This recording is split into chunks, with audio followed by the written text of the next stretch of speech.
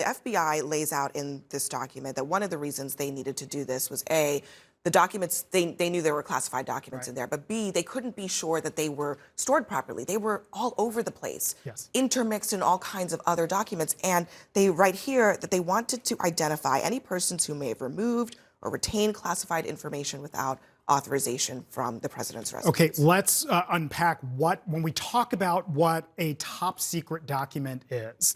That is a document that, if released, could cause exceptionally grave damage to national security. There were 25 of those documents that either could have been mixed in with others or by themselves. There simply is no reason why those ever had a place outside of the kind of facility that Carrie was talking about a little bit earlier, which is secured, maintained by a custodian, locked, and so on. There were 92 documents, and this is back from paragraph 47, which Evan was talking about a moment ago. 47 documents identified as secret. Secret documents could cause serious harm to the national security if they were publicly disclosed. These are not accidental mishandling of documents. There had to have been some intent here, because based on how, in order to get them out of the White House and into an unsecure location. I think it's just, there's a lot of government terms of art in here, and it's just really important to step back and really pay attention to what we're talking about when we talk about the kinds of things. A lot of government terms of art, but I have to say, Carrie, you don't have to be someone involved in the government to understand that classified documents should not be stored willy-nilly in someone's home, even in the home of a former president.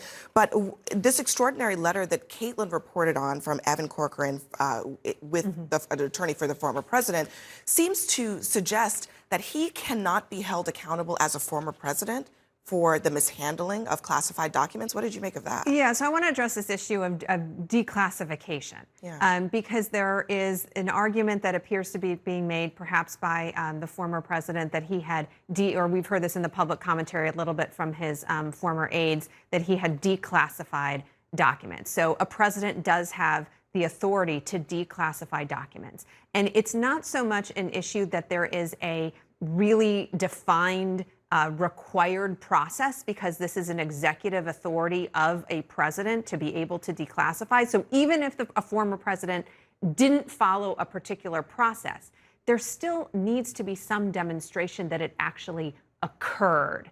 And that is what is missing. It's missing from that letter that is attached as an exhibit to this document. It is missing in any argument that is being made on behalf of the former president. And I would note, the FBI would have had an obligation to tell the judge if they had evidence that a declassification had actually occurred, because they would have had an obligation to provide what's known as exculpatory information. So if the government had any indication that the former president had actually declassified this information, it most likely would have been in this document, and it doesn't appear to be based on what we know. Real quick, think about other powers the president has. If the president were to send troops somewhere, he could think it, but he has to convey that order to somebody. It has to be documented somewhere. There has to be a process behind it. He might have wanted these documents declassified, but if there was no process backing it up, they're not declassified.